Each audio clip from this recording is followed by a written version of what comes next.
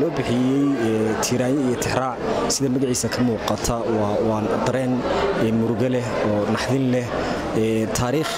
loo baahan yahay in mar walba la soo bandhigo dadka da'da yar looga sheekeeyo la dareensiyo dhibtii iyo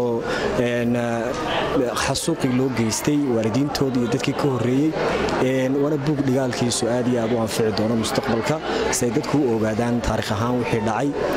waxaan aad iyo aad aan ugu mahadnaqayaa adeer Nuur Ismaaciil Xirsi oo ah aqoonyahan u guntaday waqtigiisa inuu ku bixiyo inuu soo tabiyo oo dadka hor keeno muuqaal ahaan iyo arag ahaan labadaba isagoo buugga ku xusaya sida ay wax u dhaceen iyo isagoo juhdi iyo dadaal ku bixiyay waqti dheer iyo habeen iyo dharaar u soo jeeday sidoo dadkiisa u soo gaarsiin lahaa dhacdooyinka murugada leh dad badan baa ka sheekeeya oo inta badan ka hadla laakiin marka aad xaaladaha qaar aad aragto